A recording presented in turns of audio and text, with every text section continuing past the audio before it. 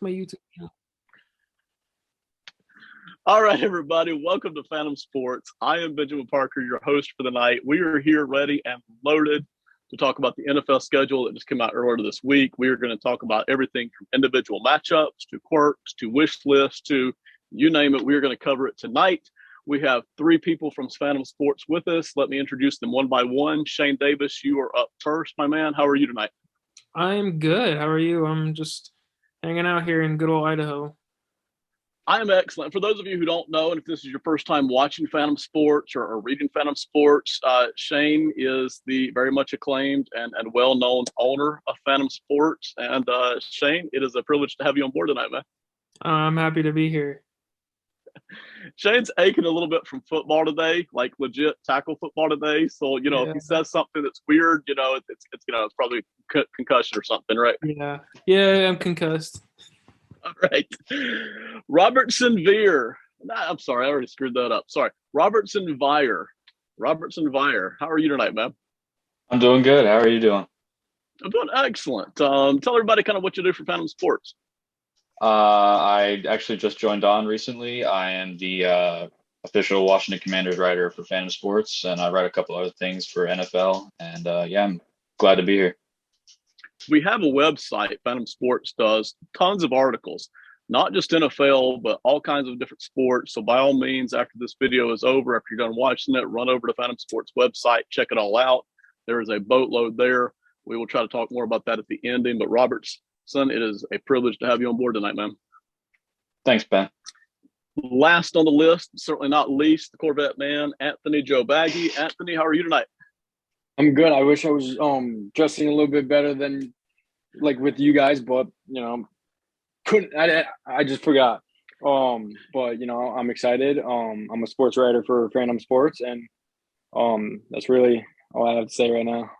The truth is, when you're rich, you don't have to care what anybody else thinks about how you look, man. I mean, Yeah, right? that's true. Okay. That's true, but Okay. I'm not rich right now, so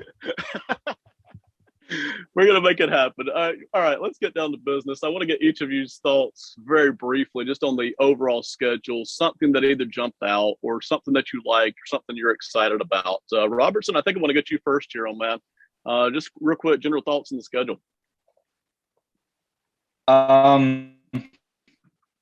This year, there's a lot of also the one of the ending weekends and Christmas.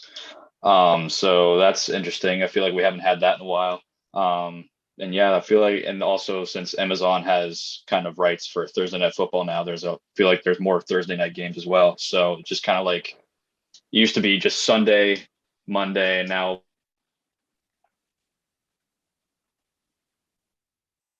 throughout the week now. Totally agree. I'm old enough to remember. I'm going to show my age here a little bit. I'm old enough to remember when you had no Sunday night football, you had no Thursday night football. You might, I guess, you got maybe one Thanksgiving Day game, maybe two, depending on the year. Now it's spread out throughout the week. There is TV everywhere, and for those of us who even study film these days, there's so much more of it available. You can watch football 24/7 year round now if you want to. I mean, there's just that much available. So I think it's going to be an exciting schedule all the way through, like you mentioned, especially on the holidays.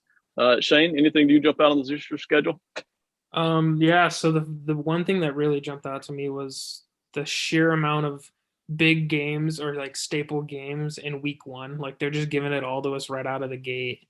I mean, you got Buffalo and Los Angeles, like which should have been the Super Bowl.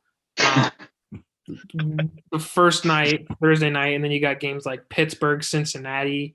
You got games like Vegas and the Chargers, the Raiders Chargers game, rematch from the last game of the season. You got Tampa Bay at Dallas, first game of last season, and then Russ coming home to Seattle. As a Seattle fan, it's a big game for me. They're just giving it to us. They're just giving everything to us right off the gate, and I thought that stuck out the most. I think the NFL does that better than any of the other leagues. The NBA does a pretty good job of that. Major League Baseball, I think, is way, way behind in terms of giving fans what they want for some of these things, not just schedule, but it seems to keep popping up that the NFL does a better job of making everything more accessible and giving fans what they want than any of the other North American sports really tends to do. And they seem like Yeah. they've been doing that for a very long time.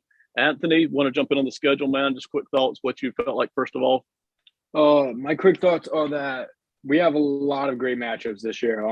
Obviously Mahomes, Brady in week 4. You got obviously Shane touched on it, Russell Wilson going back to Seattle the very first week.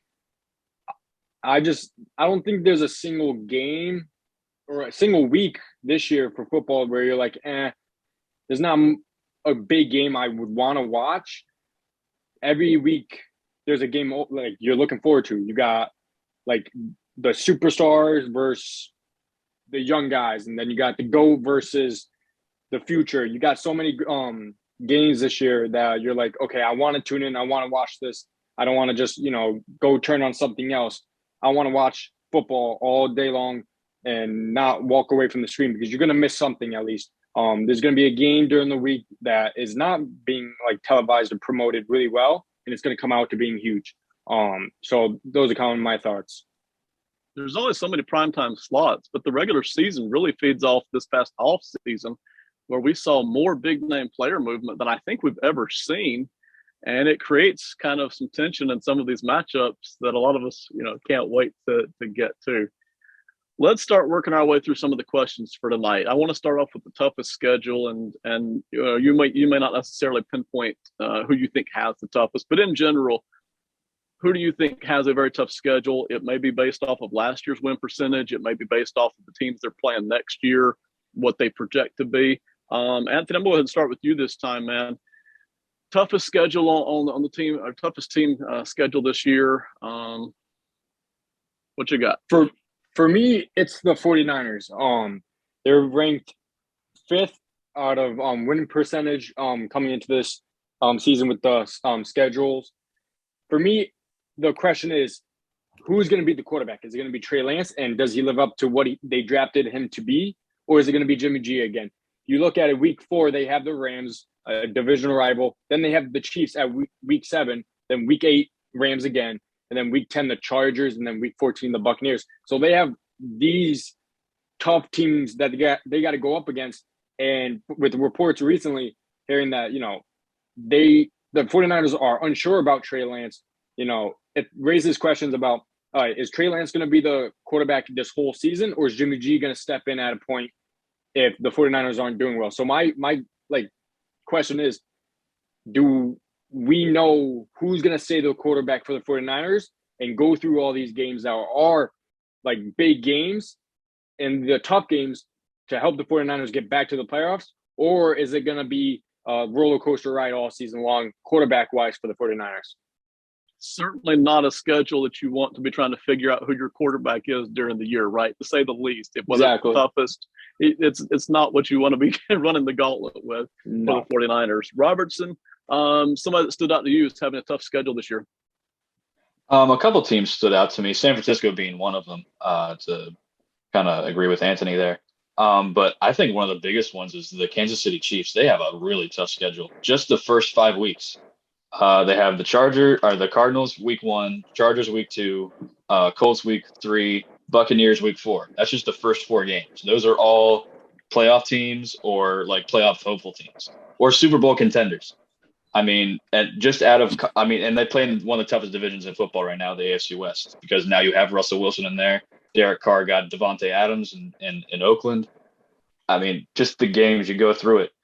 They play the 49ers. They play the Titans. They play the Rams. They play the Bengals, the Broncos twice, Raiders twice. I mean, there's so many games where it's like, especially with the loss of Tyreek Hill too. I mean, we don't really know what kind of impact that's going to have on Mahomes and the offense, but they just seem to have one of the tougher schedules. Cincinnati also has a pretty tough schedule too. They play in the AFC North, so they got to play the Ravens and Steelers twice. But they also have to play the Titans. They also have to play the Chiefs, the Buccaneers, and the Patriots, and the Bills. So that's going to be pretty tough for Joe Burrow and the Bengals.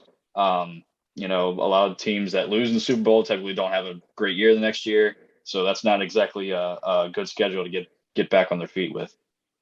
You're 100% right on Cincinnati. Going back to the Chiefs for just a second, I think it's very viable that the Chiefs could either win the Super Bowl or even miss the playoffs altogether.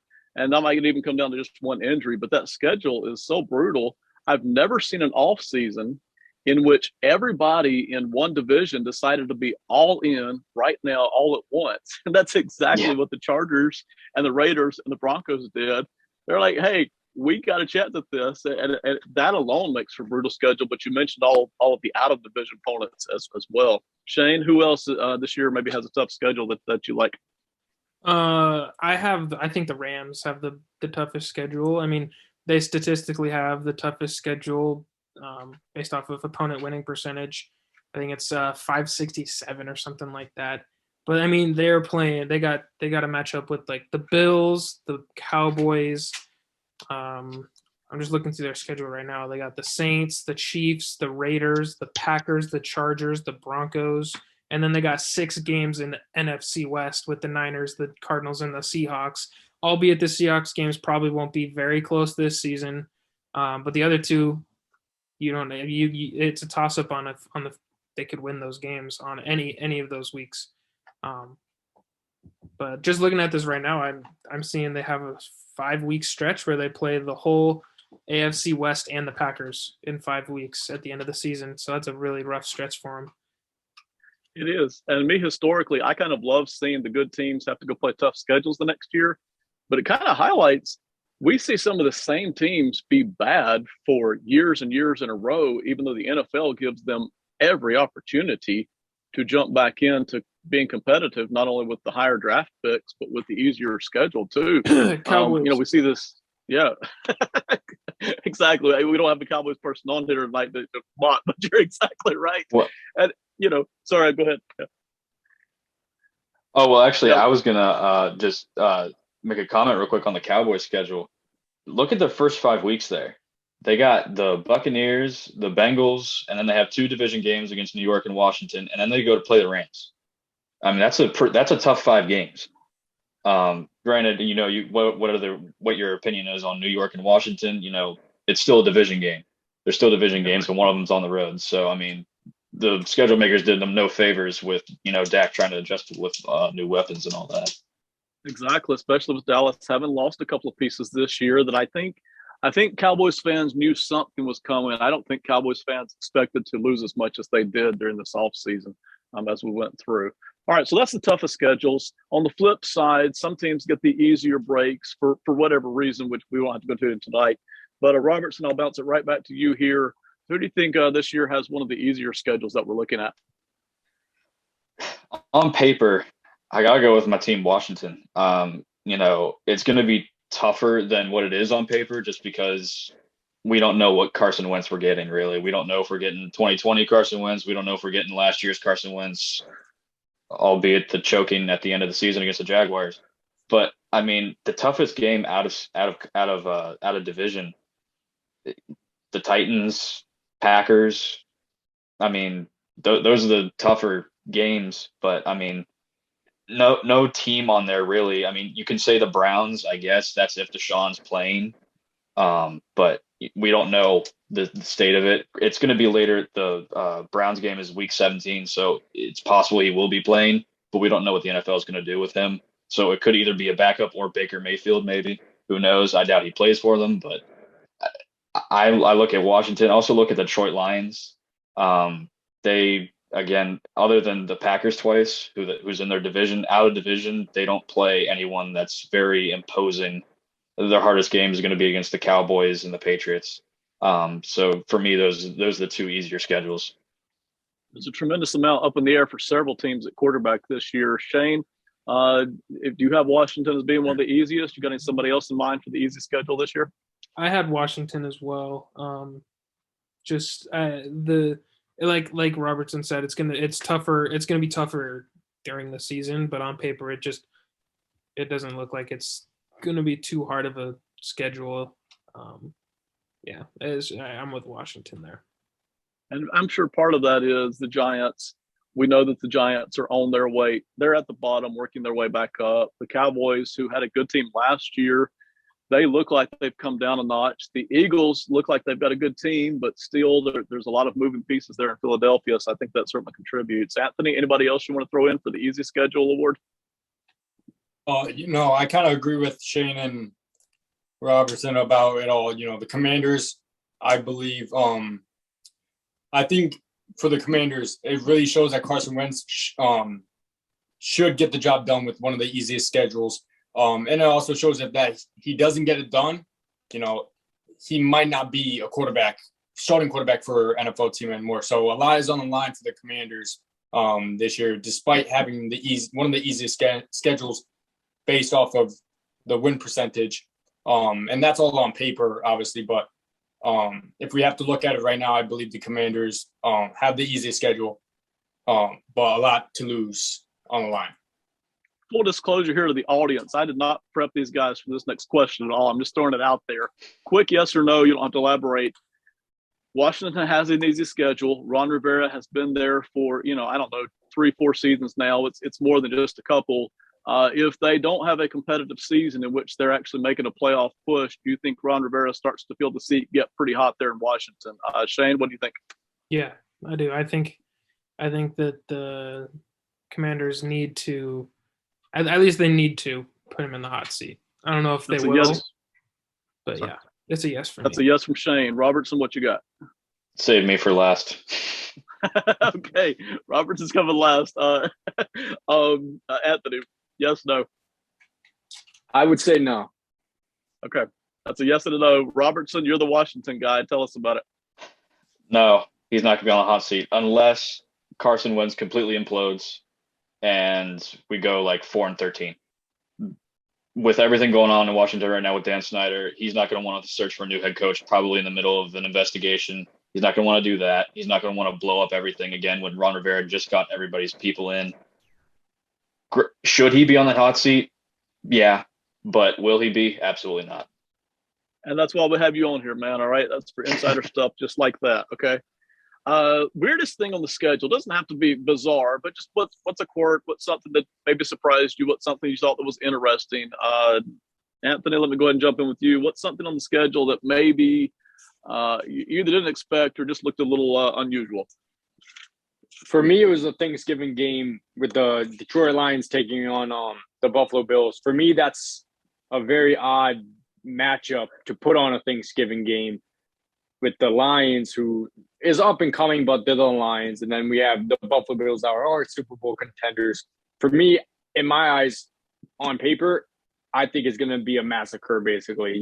It's not going to be pretty. It's going to be like the game when the Patriots face the Lions and just destroy them. I feel like we're going to have the same thing because, I don't see it working out as a close game or a competitive game, at least for me.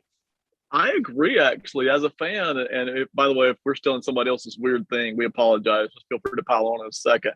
I totally agree. As a fan, I'm sitting there on Thanksgiving with a full belly. It's kind of a happy day. I really don't want to see 41-10, and there's a good chance that you have a beatdown, break out there. I would much rather see, Bears versus Lions on Thanksgiving Day. If it's got to be the Lions, let it be some kind of a interdivision matchup where, you think it's going to be at least a close game. Shane, over to you, man. Anything weird on the schedule this year? Yeah, the Germany game, the Seahawks Buccaneers game. I still am trying to figure out why they chose the Seahawks to travel from the West Coast all the way to Germany to face the Buccaneers, who are going from the very East Coast to Germany. And I just think they should have chose another East Coast team, but I guess for some reason they thought it'd be good to put the Seahawks in Germany. I would love to be in the decision room and hear some of these people talk about some of this stuff. At least you would at least think if it's going to be the Seahawks, send somebody else from the West Coast as well, right? Somebody that would be coming out of the same time zone. Robertson, anything weird on the schedule this year for you? I might be a little partial here, but the Washington-Philadelphia game. So obviously there's two of them since they're division rival, but the first one is week 3 in Washington. I'm not sure why it's in Washington. I mean, the schedule makers had a big opportunity to have the first Eagle game be at Lincoln Financial. Carson Wentz's big return. They could have put that on primetime. And I mean, you're pretty much guaranteeing Carson Wentz is going to be healthy, and you're pretty much guaranteeing that I mean, that the Commanders, the Monday night matchup, the second one is in Week 10. I mean, we could be completely out of it. Carson Wentz could be injured. They could have missed a very big opportunity there in Week 10 if that is the case. So I feel like they kind of dropped the ball on that one. And plus, I mean, if just say Washington gets destroyed Week 3, that's going to destroy Carson Wentz for that game in Week 10. That's going to destroy like viewership pretty much, or at least a portion of the viewership for that Week 10 matchup. Or it could adversely, rile up the Eagle fans even more Week 10. I don't know, but I just feel like the schedule makers dropped the ball on that one. We'll take partiality on this show as long as it's interesting. That's just fine. But your point is valid. I totally see that. Full disclosure again, I didn't prep Robertson for this question, but I do want to ask you about the stadium and the alleged, damage / repairs / state of the stadium. Has that been overblown in the national media? What's the current state? How do you feel about that? Give us kind of just a real quick brief update on the stadium there. I forget what a week it was. I feel like it was the season opener last year where like that viral video went around with the pipe burst. Everyone said, oh, it was sewage and all that. It was just a water line. I mean, not that anyone's going to care because still a pipe burst. I mean, it could have been, but it could have been worse, I guess. I don't know. I mean, I guess if you're paying money to go to an NFL game, you shouldn't have to deal with that. I completely understand that. As far as the railing goes, like the railing that fell on Jalen Hurts at the end of the year, I mean, yeah, I guess, but put a couple 1,000 pounds on any railing on any NFL stadium, it's probably going to collapse. That's just my thing. It's also an older stadium now, believe it or not. So I think it's a little overblown, but at the same time, it doesn't help that Washington isn't any good any time of any season. So, I think it's overblown personally, but Your point about the weight thing is well taken. I'm going to pull out my old man card here again. I'm old enough to remember back in the 90s when the Wisconsin Badgers had Michigan, I think, up at their stadium, and they upset Michigan that year, which was a huge deal for Wisconsin, of course. The fans are pushing on a chain link fence that actually collapses. You get enough weight, enough bodies on anything. I don't care how well you've engineered it. Human power and mass force is going to hurt that. So thank you for the update there on the schedule. Wish list time. Regardless, we all know that there's kind of a formula that the NFL follows in putting these schedules together. They really kind of get to play with the dates and the time of day or night and the channel that these games are on. But wish list time, what's not on the schedule this year that you would love to see on the schedule this year? If we could just put all the formats to the side for a second. Shane, I think I'm going to start with you, man. What's on your wish list? So my AFC team, because I'm a Seahawks fan, my AFC team is the Chargers, and I also love Joe Burrow, and so I would have loved to see a Chargers-Bengals game. Chargers-Bengals would have been a lot of fun, right? It just would have made me happy. Yes. Getting to see Herbert and Burrow go at it, yeah, that's going to be a lot. And maybe we get that in the playoffs. Who knows? I think that would be a fantastic matchup. Mm-hmm. Anthony, let's talk to you for a second. What's on your wish list? If you got two things, that's fine. But what's on your wish list for the NFL schedule? I don't think it's I haven't gotten a chance to like fully look through every schedule, but for me, if it's not on there, is definitely the rematch of the Super Bowl between the Rams and the Bengals. That game was in the second half amazing. I would have definitely loved to see it again, but at Cincinnati instead of LA, because the Super Bowl was held in LA. So I would have loved to see it back in Cincinnati, Rams versus Bengals, just to see it again and see if the home field does make a difference or not. The tension that was there in the third and fourth quarter of that Rams-Bengals Super Bowl, I haven't felt that. And again, I didn't even have a dog in that fight. I haven't felt that tension since the first Patriots-Giants Super Bowl. when the Patriots were undefeated that year and the Giants were, you were like, can they really pull this off? And it was so close there at the end. There was a time there in the third quarter this year, Rams-Bengals, where the Bengals were in control of that game. And if they score a touchdown, say late in the third quarter, early in the fourth, it's lights out. Cincinnati wins that game. Rams, to their credit, find a way to just keep smacking Burrow around, and they work their way back into the game and they win it. So everybody credit. But I agree. That would be a fantastic matchup as well. Robertson, again, if you got more than one thing, what's on your wish list? Kind of going back to what Shane was saying earlier about the Germany game. If you're going to send two teams over, then at least make it interesting. And not saying that Seahawks aren't interesting to their fans, but just saying like nationally, internationally speaking, if you're going to send the Buccaneers over, send the Patriots over. Make that the international game, because they're two East Coast teams that kind of serves that purpose there. It's the shortest distance for both of them. Send that over. Make that the international game. You want to reach your international market, make it an interesting game. Tom Brady going up against his former team. That would be something that would get people going. I totally agree. You stole the word right out of my mouth, but I was going to say, have a meeting with Tom Brady, which I don't know how close he is with the NFL commissioner these days. Probably not in the mood to do any favors, but have somebody from the league office sit down with Tom Brady and say, what do we need to do for you to get you to go play over in Germany this year? And, oh, by the way, on your way back, you mind playing a game in London while you're at it? I mean, yes, get those biggest names, get them out there. I know it's not easy, but, listen, a lot of this stuff is not easy. So I would love to see that too. All right, so those are the questions we've got. We're going to break down a handful of individual matchups. I may not talk to everybody about every matchup, but Bills at Rams, we've already alluded to this a couple of times. Big-time matchup. It is the opening night of the week, of the whole season, September the 8th. I think that's a Thursday night matchup, if I remember correct. Buffalo at the Rams. Robertson, I'm going to let you start off with this one real quick. What's your thoughts on that matchup? I think you're looking at a potential Super Bowl matchup right there.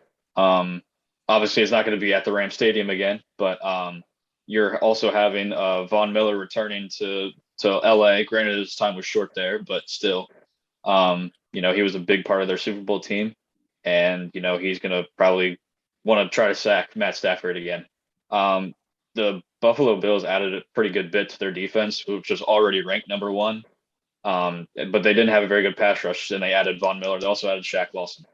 They also added a running back in the draft, Dalvin Cook's brother, James Cook. Buffalo reloaded. They're going for it this year. So actually, I'm going to take Buffalo just a quick prediction. I'm going to take Buffalo in that game opening. I'm going to take them pretty handedly too. I think it's going to be not a blowout, but I think the Bills are going to win that pretty handedly. Makes sense. The Rams have enough new pieces to where they might still be figuring things out. If it were deeper into the season, you might, give McVay a better chance having figured things out early in the season. Yeah, I think that very well could happen. Bills certainly got a chance at a Super Bowl this year, no doubt to that. Broncos and Seahawks. Shane, I've got to talk to you about this game. This is Russell Wilson returning to Seattle. I guess, A, what kind of reception do you think he's going to get in Seattle? And then B, he's bringing, I think, the far better team into this matchup. Does Seattle have a chance in this game, Shane? Yeah, I think there will be mixed reactions I guess reactions is the right word, to him coming home. But I think for the most part, it'll be generally positive. He did win them the only Super Bowl we've had, took him to another Super Bowl. And he's done so many things in the city of Seattle, in the area. So I don't think that they'll have any negative things to say or boo at him. But as far as the game goes, I think it's going to be the Broncos. I think the Broncos will win the game. But I don't think the Seahawks will do as bad as people think they will. I am a lot higher on Drew Lock than a lot of people for some reason.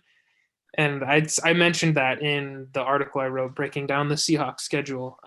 But I don't know. I think the Seahawks will find a way to compete, but I do think the Broncos will still pull it out. I think Pete Carroll is ticked off. I think he really, really, really wants to show that he can do this without Russell Wilson. They may or may not win this game, but I think Pete Carroll's going to be busting his butt all year long, and in this game in particular, to show what he can do with Drew Lock, and then we'll see what happens in 2023. Anthony, I want to talk to you about both of the next two games. They're both big-time matchups. We have the Chiefs going to the Buccaneers and the Rams at the Chargers. But let me just talk about the Chiefs and the Buccaneers first. Hopefully everybody's healthy for that game. Patrick Mahomes with Kansas City. Tom Brady, who went into retirement and spent, all of 4 or 5 weeks in retirement and came back. So Tom Brady will be there. Big-time matchup. Tell us about that. For me, it's an even bigger game. But for me, it's the rematch of the Super Bowl last year. But it's going to look a little different. Mahomes is going to have Tyreek Hill. He's going to have some new weapons. But for me, it's going to show that Patrick Mahomes can be this elite quarterback without all the studs like Tyreek Hill. And he's going to be able to do it without a much offensive line or a little bit better offensive line. But for me, it's just one more crack at it for Mahomes to get to Brady, to be able to tie the personal record between each other, because Brady has it on him 3-2, including a Super Bowl. But for me, Mahomes really wants to win this game more than anything else, so that he can be like, okay, I've tied it with Brady. I beat him 3 times. He's beating me 3 times. I can live with myself and maybe have another chance in the Super Bowl to beat him. But that's kind of where I'm looking at. I think it's a bigger game for the Chiefs than it is for Tampa Bay. I think Mahomes really needs to show, okay, the last time I faced Tampa Bay in that defense, I want to forget about it. I want to show up this time and play the game that I had earlier that year in the regular season, where I almost, 200 passing yards in the first half. I think that's what Mahomes is kind of looking forward to, and the game he's kind of looking forward to all season long. It's a point well taken, and it's an interesting thing. No matter how high you get in your profession, and no doubt Mahomes has reached the peak, there are still always people who are going to question, who are always going to compare you to somebody else, and that bothers some people. It doesn't bother others. I think, to say the least, you're right. Mahomes would like to kind of get up to 3-3 here with Brady in personal matchups, just to kind of put down the naysayers a little bit, and people who are pointing out that they've only actually won 1 Super Bowl so far, despite a very good roster. Anthony, I'm going to stick with you here for a second. The Rams and the Chargers, another big time matchup. I think it's a night game. It's under the lights. I think it's on New Year's night, so January the 1st. It'll be actually that night, which will add to the excitement. Everybody should be over their New Year's Eve hangover by that point. And the Rams at the Chargers. I don't think these two teams especially like each other, but walk us through this matchup just a little bit, Rams and Chargers. For me, it's a battle for LA. Obviously the Rams won the Super Bowl last year, so they got the upper hand. And they share the same stadium, so there's that rivalry clashing.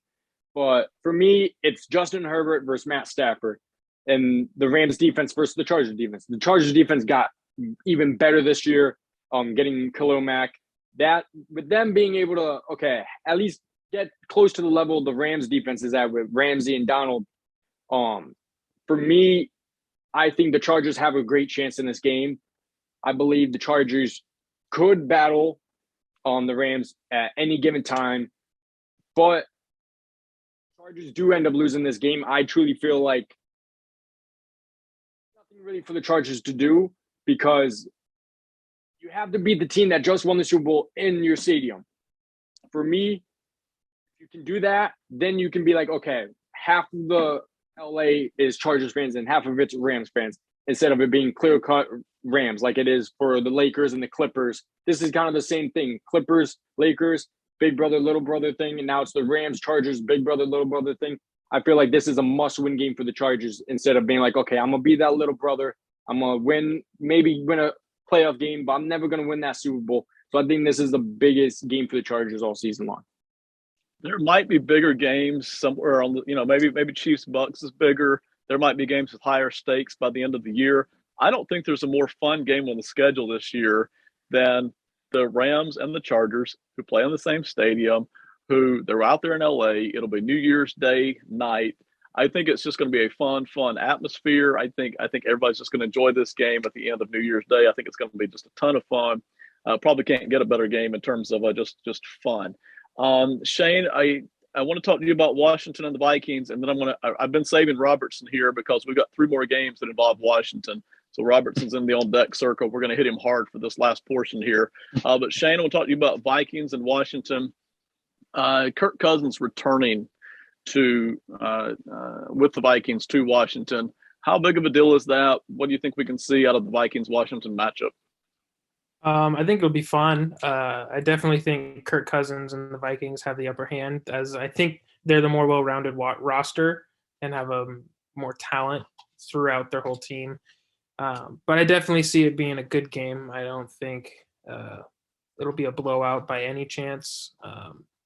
I think the Vikings will win simply because they have Dalvin Cook. They got two of the top receivers in the NFC. They have an improving defense, and Kirk Cousins seems to get the job done somehow, some way, miraculously. So, but it'll definitely be a good matchup.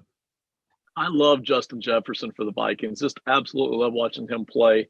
Robertson, this is right up your alley here, talking about Washington. I am curious, and I don't remember how long it's been since Kirk Cousins was even at Washington. How much emotions are actually involved here as Kirk Cousins makes his return? Is it a high stakes game, or has it been so long that Washington won't even have a lot of emotions here? Tell us about that. There's going to be emotions, but not the warm, fuzzy ones that you're thinking of there. So as I detailed in my article in the schedule breakdown for Washington, there's going to be a large number of Washington fans that are going to have their opinions reinforced based on Kirk Cousins' performance and the outcome of the game.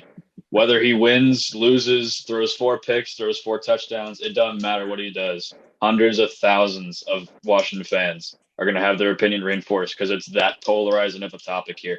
It's been like 4 years and people still argue about it. It's going to be the lead up to the game is going to be more exciting and more like drama filled than the actual game itself. Wow. Okay, that's even more than I thought. I thought perhaps maybe 4 years later, but no, it's going to be a lot more emotion there than we realized. Okay. Well, next game again, we're going to stick on your team. Washington does have an unusual kind of a setup this year. The Washington Commanders are heading to Philadelphia, and that will mark Carson Wentz's return, if healthy, back to Philadelphia.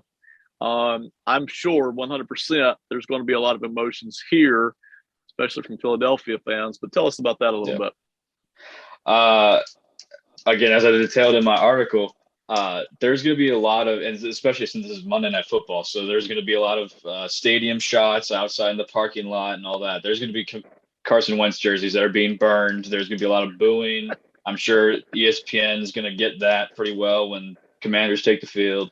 It's going to be an emotional time for Eagle fans because, they can't stand him now. And I see it as Carson Wentz is going to choke. I don't know how he's going to play this season, but I think there's going to be an opportunity in this game for Carson Wentz to take over, and he's not going to. Shane, I'm going to hit you up real quick before we go back to Robertson for the third Washington game. Talking about Philadelphia, is there a worse city to make an enemy of than the city of Philadelphia? I know there's a couple more out there, but in your opinion, is that the one city that you don't want to make an enemy of, or is there a worse one, Shane? No, that's pretty much top of the list of cities you don't want to become an enemy of. I mean, from the Eagles to the 76ers to the Phillies, you just add up the Philadelphia fans, you don't want to be on their bad side. The city of brotherly love, I think they also have the ability emotionally to go to the extreme opposite very quickly whenever they need to. Yeah, right? For sure. All right, Robertson, back to you. And Anthony, I will touch up on this with you as well, Anthony, here in a second. But Robertson, Washington and the Colts. So this is another semi-interesting matchup, which Carson Wentz is making a lot of return visits this year to places. It's the Carson Wentz return tour. But Carson Wentz is returning to Indianapolis. I'm sure it's not the same as going back to Philadelphia, but what do you think the reaction will be when Carson Wentz heads back to Indianapolis, and what do you think the game itself might look like? I mean, you touched on it. I mean, this whole season is pretty much a Carson Wentz revenge tour. There's just so many rematches. Even week 1 against the Jaguars, that's the team that bounced them out of the playoffs. So Okay. going back to Indy, there's going to be a lot of negative reaction, not as much as he will get from going back to Philly, but I think this is much more of a Ron Rivera and Martin Mayhew, general manager for Washington Commanders. It's going to be much more their game than it is Carson Wentz's game because they put a lot on the line to trade for him. They didn't. They traded a second and third round pick for him. They took on all his salary. I mean, if they win this game and Carson Wentz even plays decent, then that's just kind of like, reinforcing their opinion on him. Then that just proves them right and Indianapolis wrong for the week.